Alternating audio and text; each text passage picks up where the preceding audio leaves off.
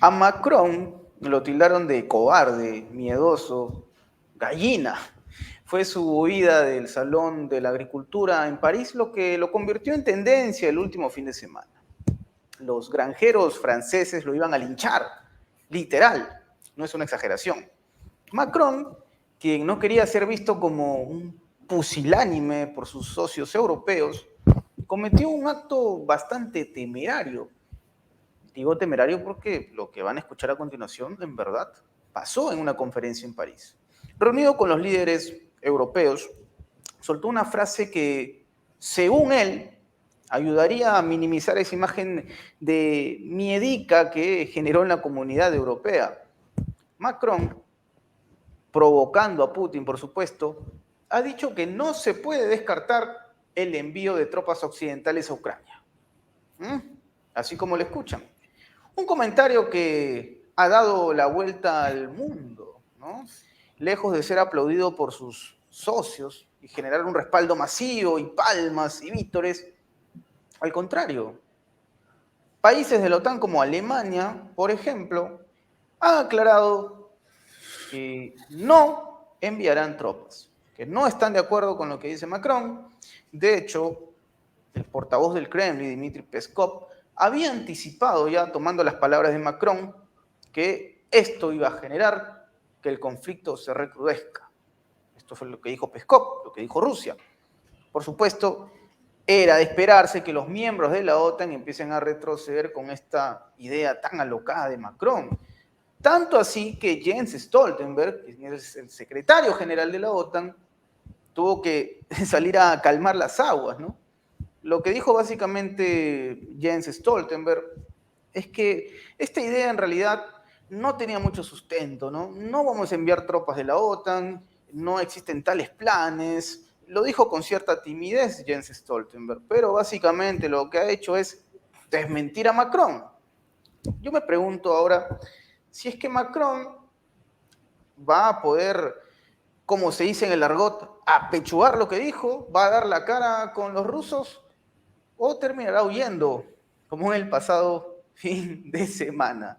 Tenemos, por supuesto, un invitado de lujo para poder conversar de este y otros temas. Yo le doy las gracias por estar con nosotros a Ariel Umpierres, un amigo de la casa. Él es historiador, economista, analista geopolítico, domina mucho de estos temas en la materia.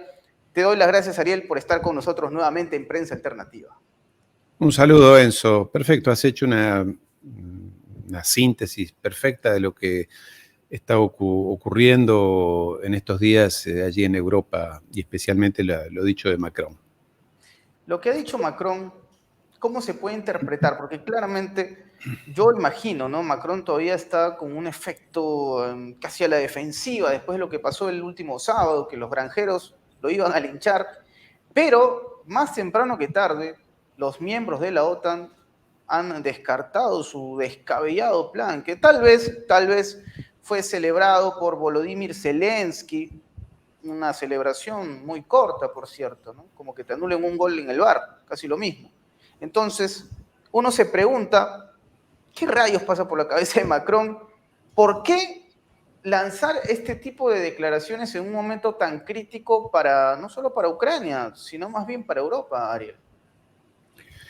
Bueno, en primer lugar, recordemos que Macron es un empleado de los Rothschild, de la familia Rothschild, de los banqueros Rothschild, esos judíos mesiánicos que consideran que la felicidad del mundo, es así como lo dicen, va a llegar al cabo de un largo proceso o de un proceso de guerras, de revoluciones, de epidemias, etc.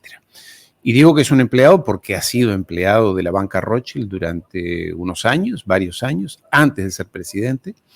Y el propio señor Rothschild, el primo del que murió el otro día, dijo, el que está al frente realmente de los negocios de la familia Rothschild, que cuando Macron asumió dijo, sí, es un hombre nuestro, es una persona de absoluta confianza nuestra. Lo dijo, está en internet, no es un complot de estos que... Entonces, esta gente tiene una visión escatológica de la historia, es decir, la felicidad vendrá al cabo de la humanidad, la redención vendrá por el pecado extremo. Parece una locura, medio psicodélico decir esto, pero es lo que ellos piensan. Y Macron salió de allí. Macron, 6 meses antes de ser presidente, estoy hablando de Francia, no estoy hablando de una republiqueta bananera, estoy hablando de Francia, 6 meses antes de ser electo presidente no lo conocía nadie en Francia. Sí, había sido ministro de Economía, Finanzas, pero digamos, el pueblo no lo reconocía. Lo inventaron, es un invento hecho ya digo, por la familia Rothschild, por la colectividad, poderosísima colectividad judía de Francia, por Jacques Attali, en fin, toda esa gente que rodea esto del Club Davos, Agenda 2030 y demás. Dicho esto, no sorprende que él diga esto. Es una joven promesa de la fundación norteamericana, una de las fundaciones norteamericanas. Es un young leader, considerado así en su juventud. O sea, es un hombre elegido, es un hombre que no es que llegó solamente por sus méritos propios, que tampoco eran tantos, porque yo estudié ciencias políticas en el mismo lugar que él, y él fue rebotado 2 veces en el curso de ingreso.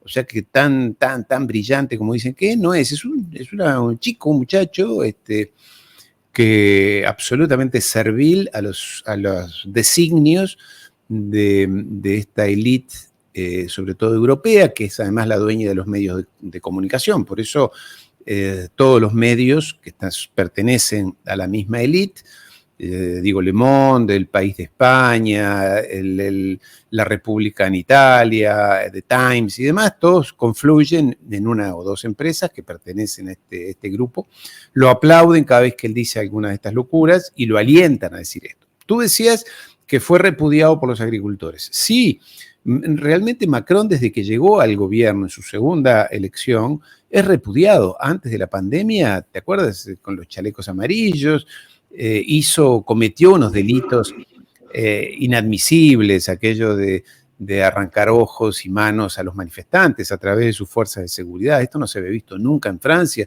Yo he vivido toda mi vida allí, he participado en cientos de manifestaciones populares en las calles, y a veces había alguna rispidez con la policía, porque algunos eran medio excitados y generaba gases lacrimógenos, pero no pasaba de ahí. Acá en el 2019 su gobierno tambaleaba por los chalecos amarillos que estaban en pie de manifestación en todo el país. Ahora con los agricultores.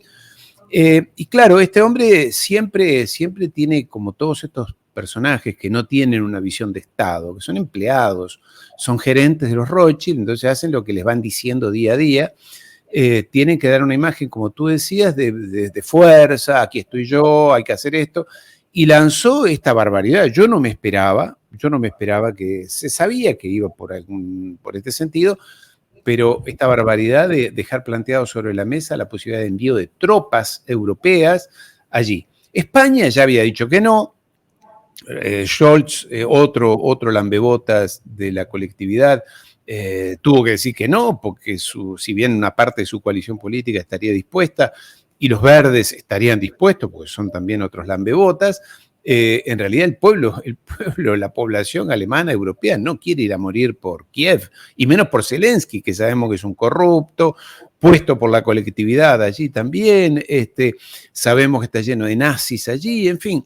Todo esto que hemos dicho a lo largo de estos 2 años está planteado. Lo que pasa que yo creo, Enzo, es que, para hacer una síntesis, que estos fanáticos neonazis ucranianos y los neonazis rabinos judíos de Israel se han convertido en la principal amenaza para la paz mundial. Ellos quieren la guerra que se extienda allí en Europa, digo los nazis ucranianos de Zelensky, y quieren que la guerra se extienda en Medio Oriente, los nazis de Israel.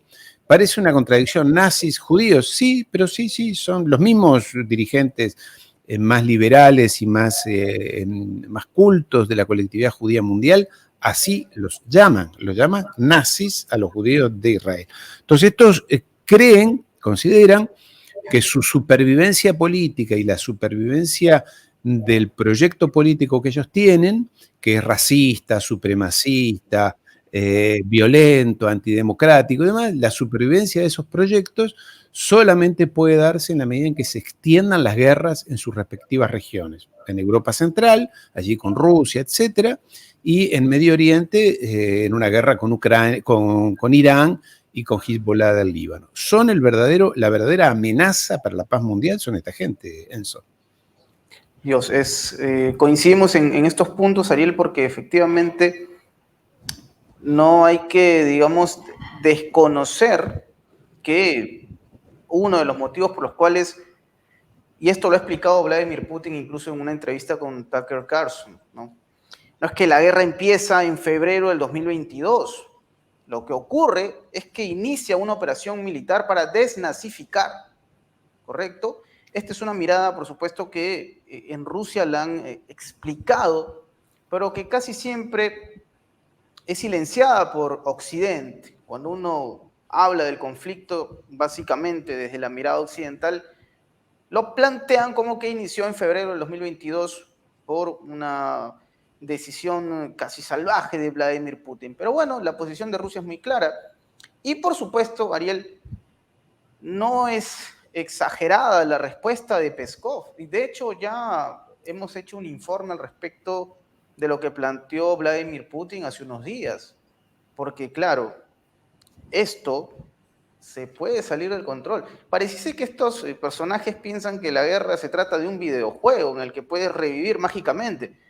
En verdad, que pase algo como lo que planteó Emmanuel Macron, Ariel, estaríamos hablando ya de un colapso, estaríamos hablando de un momento muy crítico, porque no se sabe incluso hasta qué punto en un escenario en el cual la OTAN entre de manera formal, porque ya sabemos que a través de los mercenarios, ¿no? Incluso el envío de armas que los propios rusos han hallado en Avdiivka, sabemos que en un escenario como este, cuando ya la OTAN se involucre, está latente la posibilidad de que Estados Unidos también juegue un rol. Aún, claro, desconociendo qué es lo que ocurrirá en diciembre de este año, si es que efectivamente se concreta el triunfo de Donald Trump, que es lo que parece va a pasar. Bueno, es lo determinante, Enzo, es lo determinante, porque aquí hay urgencia, porque evidentemente Trump ya ha dicho, él esta guerra la va a frenar, la va a parar, la va a resolver en 15 minutos. Y en 15 minutos, recordemos que la guerra estuvo a punto de terminar en mayo, creo que fue, del año pasado, cuando se habían reunido allí en Turquía los ucranianos y los rusos y habían llegado a un acuerdo.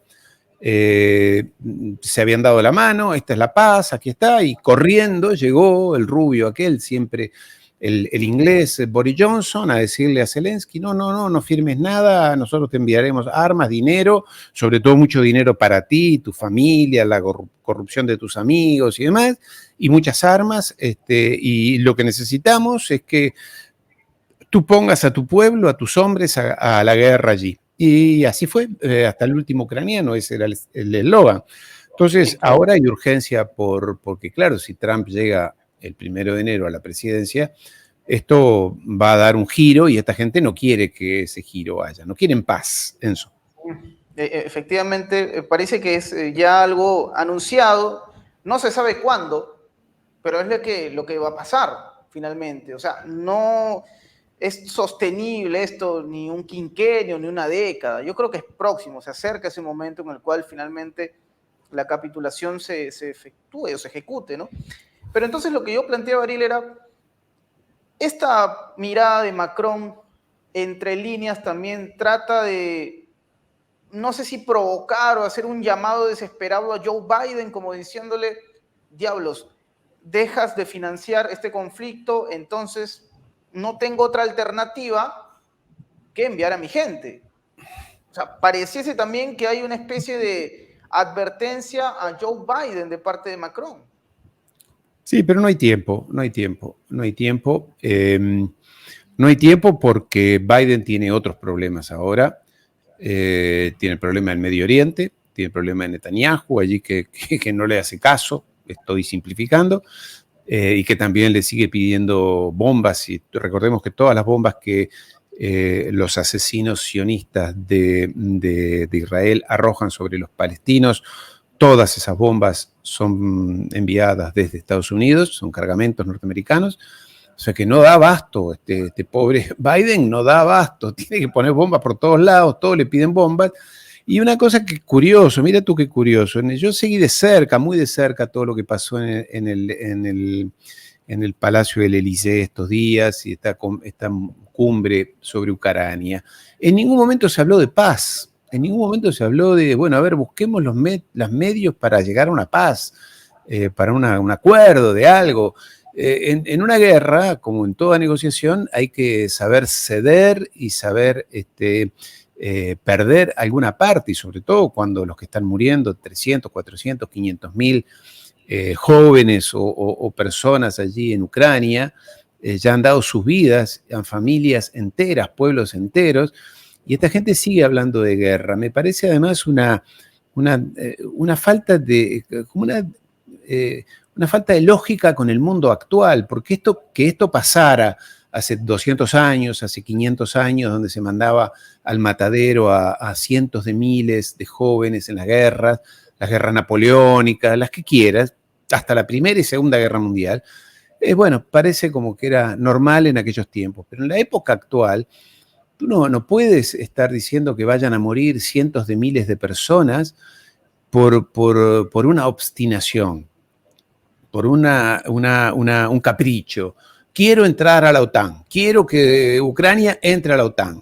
Es como si México en algún momento hubiera dicho, ahora ya no existe, el Pacto de Varsovia, que era el pacto de los países comunistas de la época de la Unión Soviética, que agrupaba a estos mismos, Polonia, Rumanía, etcétera, en torno a la Unión Soviética. En aquel momento México hubiera dicho, yo quiero ser parte del Pacto de Varsovia, es decir, una declaración de guerra a los Estados Unidos. ¿Tú crees que Estados Unidos hubiera soportado eso tranquilamente? No soportó los misiles de Cuba, menos esto. Entonces, esto es un capricho, que en realidad no es un capricho, es una estrategia geopolítica para destruir a Europa. El objetivo de los anglosionistas es siempre, desde generaciones, desde hace siglos, impedir que Alemania y Rusia se unan en un polo económico, financiero, industrial, productivo, geopolítico. Ese es el temor que ellos tienen.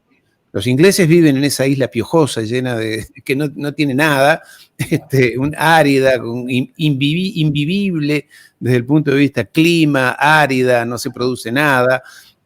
Viven allí, pero el temor de ellos es que Alemania y Rusia se unan en un polo, ya digo, económico, financiero, productivo.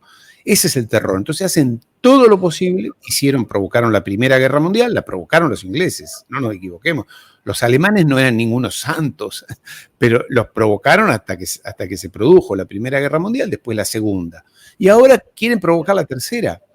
Lo injusto de todo esto, y aquí hablo como francés, querido Enzo, es que a una parte del pueblo francés lo que le revuelve las tripas es saber que los que le ganaron la guerra a Hitler fueron los rusos.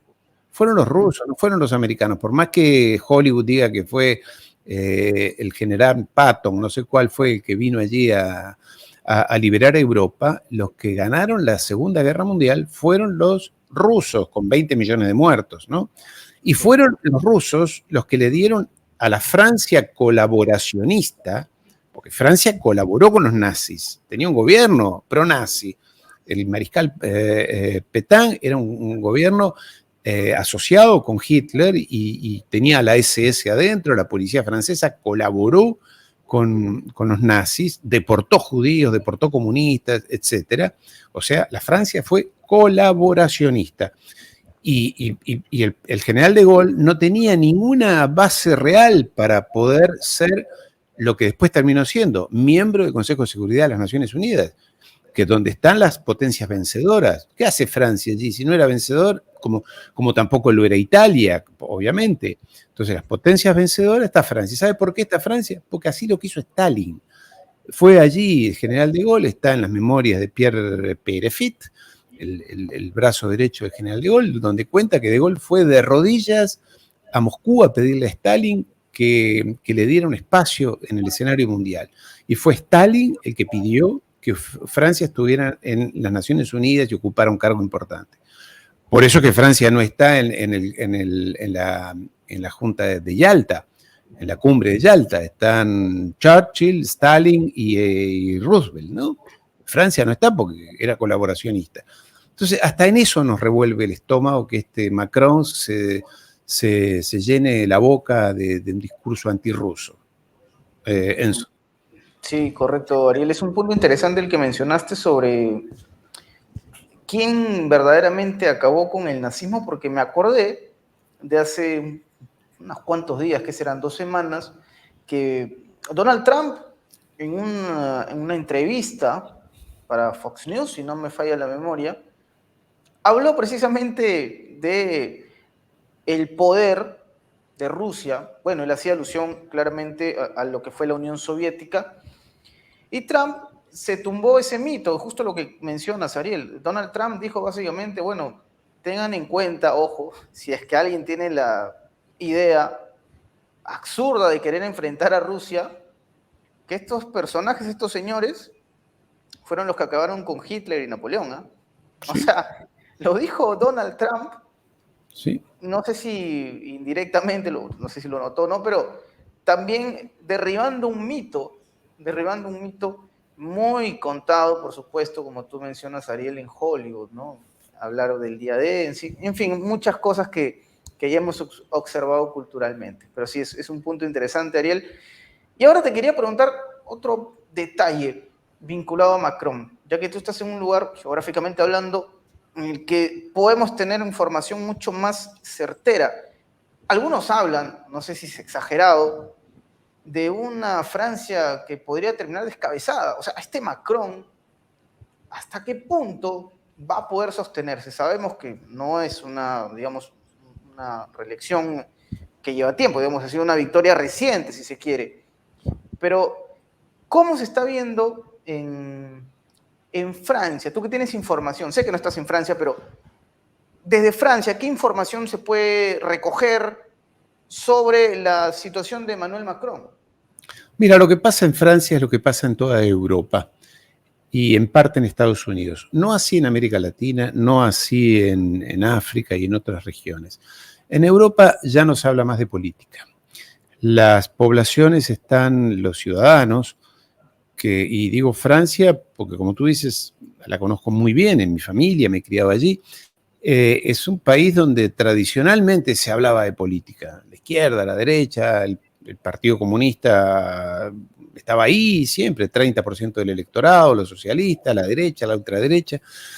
Lo que han logrado estos medios de comunicación que responden a los Rothschild, para ponerle un nombre, pero que es esa cofradía, esa colectividad, es anestesiar a la sociedad, lavarle el cerebro, perseguir. Tú miras los programas de cosas que yo hago por costumbre y porque mi familia así a veces me los envía. Los programas en la televisión pública, abierta o por cable, son de una pobreza intelectual, de una repetición del mismo mensaje único: qué malos son los rusos, qué malos son los chinos, qué malos son los africanos, qué buenos somos nosotros, que somos los demócratas, los liberales, los independientes, los derechos humanos. O sea, hay una repetición de frases huecas, y te digo en boca de personas que tienen nivel intelectual, que son profesores universitarios. Allí aparecen estas últimas semanas, ya hace un tiempo, un profesor, Emmanuel Todd, que ha escrito nuevamente un libro, un hombre que es un intelectual, que escribe libros, ve la realidad a través de los libros que él escribe y de los libros que él lee, pura y exclusivamente, que atisba a criticar un poco todo esto. Bueno, lo han acusado de todo, de antisemita, pues siendo que él es judío, de antisemita, de prorruso, de cobrar dinero de los rusos, o sea, cosas que no tienen nada que ver con la realidad. Un muy querido amigo mío que fue secretario de Finanzas de un gobierno de derecha, que fue compañero mío de la universidad, es un experto, estudiamos juntos los procesos en Asia Central, procesos políticos, históricos en Asia Central. Estudiamos juntos con Charles Bettelheim, que era nuestro profesor, y el otro día me decía, le digo, porque te vi en televisión, le digo, diciendo esto, te vi muy matizado. Y me dice, si no soy matizado, me dicen de todo en las redes sociales y la televisión nunca más me llama para hablar.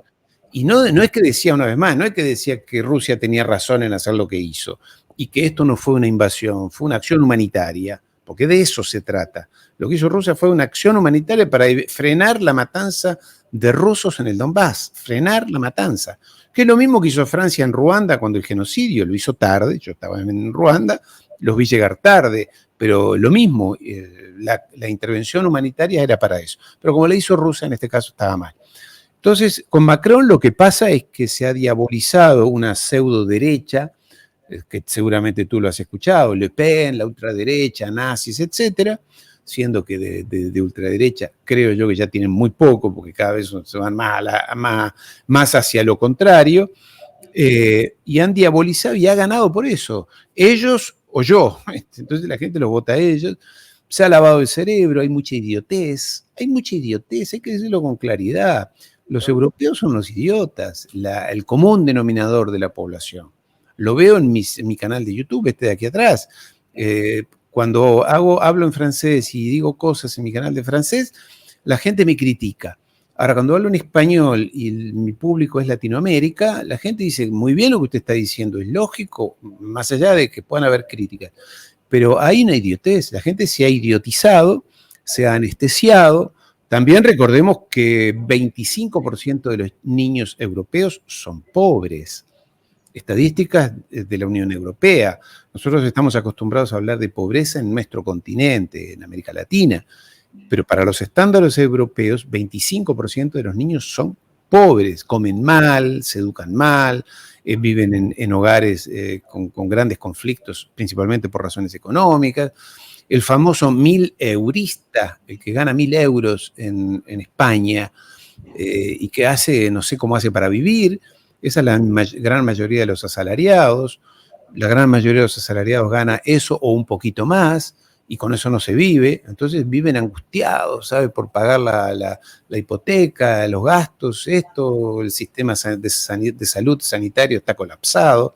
Para hacerte una operación en el sistema francés, el viejo sistema francés, por ahí tienes que esperar 3 meses para hacer una cirugía, ¿no? En España puedes estar 6 meses, no lo sé. Entonces las personas viven tan atenazadas, angustiadas, que se dejan idiotizar. Y yo creo que la pandemia fue así como el baldazo de agua fría definitivo. Ya ahí, bueno, hicieron lo que quisieron, Enzo. Perdona lo largo de mi exposición. No, al contrario, Ariel, yo agradezco esto porque, claro, es una realidad a la que tú tienes acceso y que es importante que el público sepa, ¿no? Porque no es como lo pinta Josep Borrell, que habla del jardín, ¿no? Lo dice como sí, jardín. De América Latina. Jardín. Sí, bueno. Está lleno de leones el jardín de Borrell. Lobos, leones, osos salvajes. Está bravo el jardín. Sí, y hablando de eso, Ariel, es que es importante lo que mencionas porque justo Dmitry Peskov lo menciona, diablos. A ver, ustedes que están tan empecinados en la guerra, ¿se han puesto a pensar en lo que piensan sus ciudadanos? ¿Alguien ha salido a preguntarles si están de acuerdo con esta locura? Y me hace acordar un punto interesante respecto al conflicto, porque recuerdo que hace unos días, me parece que fue el sábado, si la memoria no me falla, Volodymyr Zelensky dio una conferencia previo al encuentro en París con los líderes, ¿no? Obviamente, auspiciando cómo prolongar la guerra. Pero previo a ello, Volodymyr Zelensky dio una conferencia en Kiev. Asistió un buen número, ¿no? de periodistas, lo sé, se vio en el auditorio. Y ni bien empezó la conferencia, Volodymyr Zelensky ya se quería ir, porque el medio ABC, lo primero que le preguntó a Zelensky fue, señor Zelensky, ¿usted cree que está perdiendo la guerra? Diablos, Zelensky no sabía qué responder, se volvió loco. Y esto nos habla incluso, Ariel, que ya no solamente el descontento se siente en la ciudadanía, sino hasta los medios de comunicación. Pareciese que ya le dieron la espalda a Volodymyr Zelensky, que incluso le preguntaron, señor Zelensky, ¿usted cree que Estados Unidos sigue confiando en su imagen como líder y que va a seguir llegando financiamiento? Volodymyr Zelensky, por supuesto, tuvo que inventarse un chiste de último momento recordando sus dotes de ex comediante para saltear esa pregunta tan incómoda. Y le pregunto, señor, si usted cree que estoy derrotado, de repente usted está hablando con un muerto, ¿no? Lo dijo con cierta ironía. Pero ya se ve también, Ariel, este desprendimiento, ya se ve también a un Zelensky abandonado por la comunidad europea que empieza, creo yo, no sé si estaría exagerando cuando hablamos del cuarto poder, por los mismos medios de comunicación, que ya de manera sutil lo empiezan a rotular, a colocar como un tipo derrotado por las circunstancias.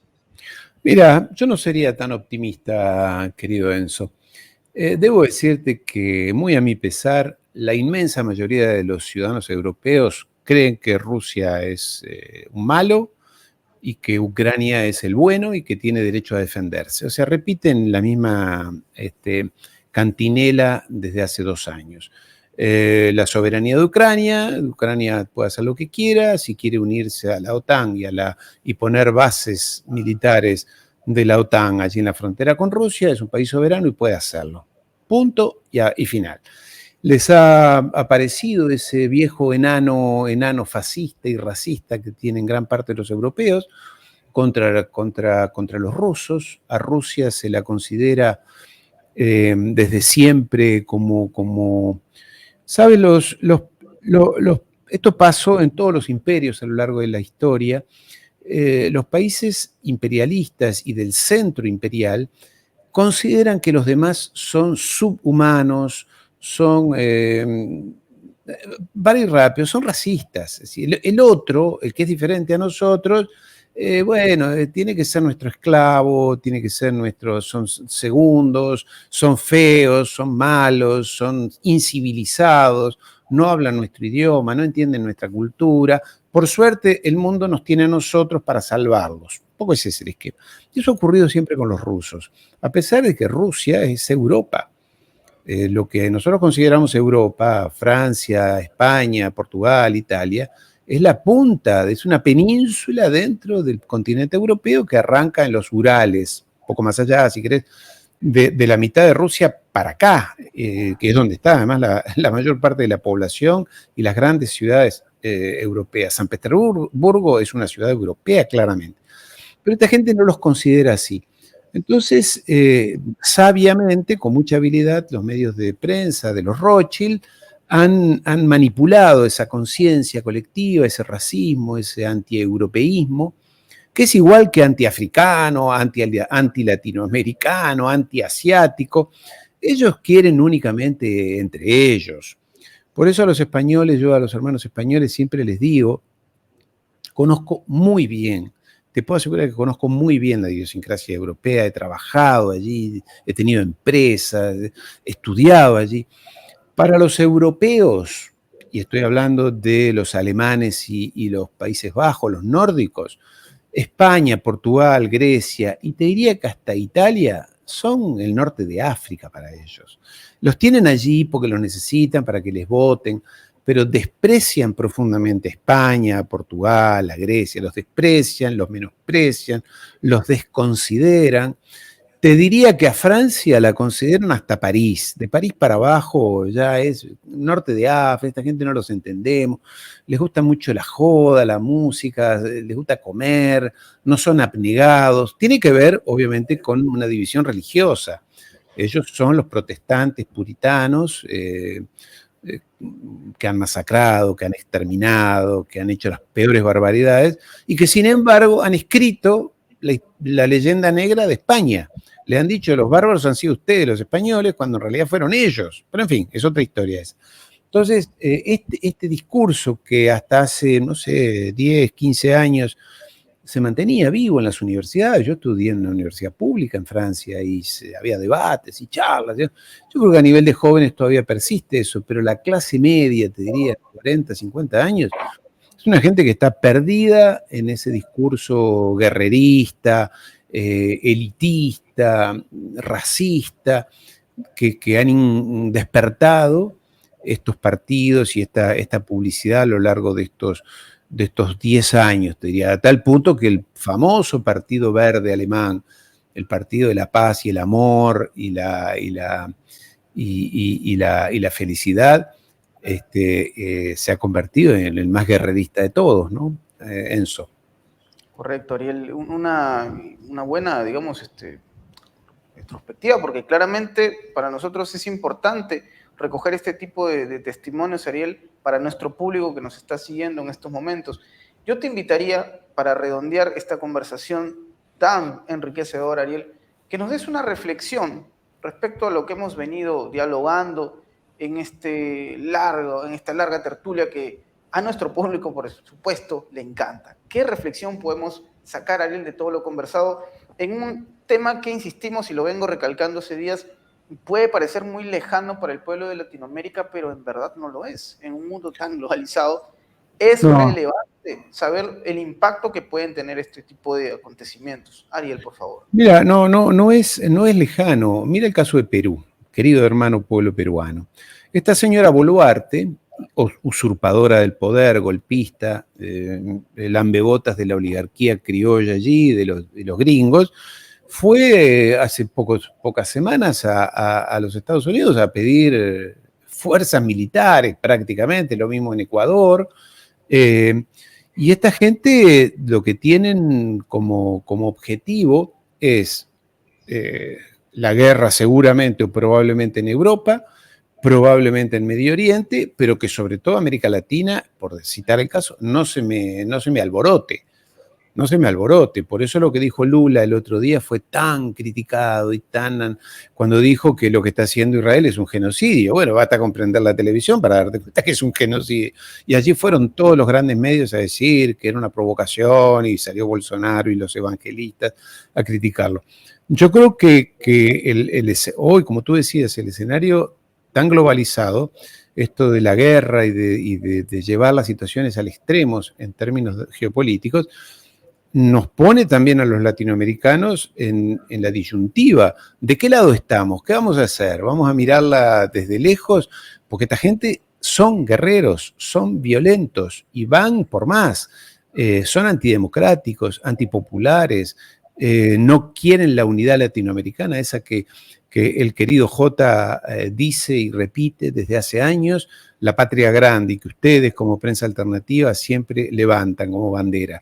Ellos están en contra de eso, ellos no quieren la unidad latinoamericana y van a hacer todo lo posible para hacernos pelear y confrontar. Y si Castillo no les gusta, no sé si era bueno o malo, pero era el presidente, lo sacan y ponemos a esta Boluarte. No me gusta Evo Morales, lo quito y pongo a Yáñez. Y ahora con Petro no me gusta y vamos a ver si no lo desestabilizamos. A Lula no lo dejamos gobernar. Y en Argentina lo traemos a Milei. Y con AMLO no sabemos, allí esta señora Sheinbaum, amiga de Israel, no sé qué pito juega, qué pito toca en esta orquesta, veremos. Pero no nos van a dejar tranquilos, ellos no quieren que nosotros en Latinoamérica nos unamos, hagamos eso que digo, la patria grande, que es lo más lógico. Ellos no quieren un mundo de cooperación y de trabajo en equipo. Ellos quieren confrontar, dividir, enfrentar, que los hermanos se peleen para ellos llevarse los recursos naturales, imponer su geopolítica.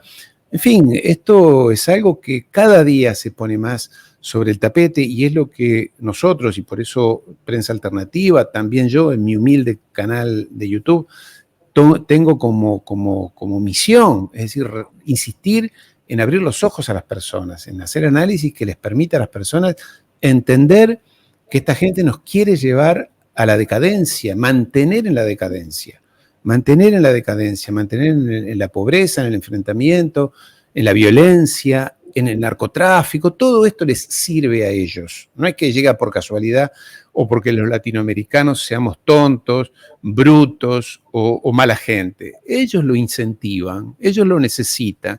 Y cuando más o menos las cosas se acomodan, como en el caso de Ecuador, que más o menos estaba acomodado, ahí pasa esto, viene un Lenin, un gran traidor, después viene Lazo, y el Ecuador, que era un país más o menos tranquilo, se ha convertido en un polvorín. Y eso por casualidad, que son bobos los ecuatorianos, no son gente que tenga capacidad para gobernar bien su país, claro que sí, como los peruanos, como los chilenos, etcétera. Este es el mensaje, que hay que despertarse, hay que abrir los ojos y participar, no sé, esto ya es otro ámbito político, Enzo, querido. Un abrazo. No, gracias Ariel, yo esas palabras las comparto y las replico y invito al público también, por favor, a que se sume. Qué importante es que este tipo de mensajes, estas ponencias como las de Ariel Umpierres lleguen a ustedes, querido público, y los invito, por favor, Ariel, invítalos también. ¿Dónde te pueden ubicar? En YouTube. Aquí. Ajá. En YouTube, Ariel Umpierre, Geopolítica, con que ponga Geopolítica Ariel, el canal ya está disponible y lo que invito siempre a los amigos a que se suscriban a los canales, que está muy bien escucharnos a ti, a mí, al Jota y a muchos otros amigos y compartir nuestras ideas y nuestros análisis, pero también tienen que tomar alguna pequeña iniciativa a quienes nos están mirando, darle un like al video, compartirlo, suscribirse, enviar mensajes, dejar comentarios, porque eso hace que las redes sociales, el algoritmo de las redes sociales, dice, pucha, este canal le interesa a mucha gente, porque si uno lo mira pasivamente, la red social no se entera que a ti te interesa. La manera que sabe que a ti te interesa es si dejas un comentario, si lo compartes, si te suscribes, si invitas a otros amigos, etc.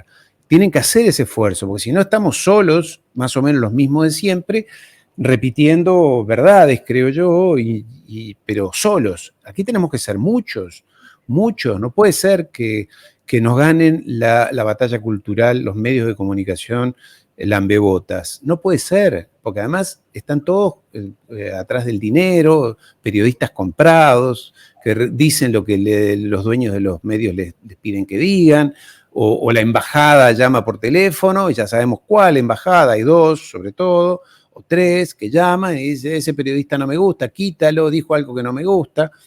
Lo entrevisté hace pocos días atrás, ya se ha convertido en un amigo, a Rick Sánchez. Rick Sánchez es norteamericano, de origen cubano, vive en los Estados Unidos, fue la cara visible de la CNN durante años, de Fox, de NBC, un gringo típico, además con una muy buena onda, de una cultura increíble. Estaba en la CNN, dijo algo, criticó algo a la colectividad judía y llamaron de la embajada y lo quitaron de todos los medios y dejó de existir. Bueno, él ya tenía su canal, creó su canal y le va muy bien y está feliz y critica más que nunca.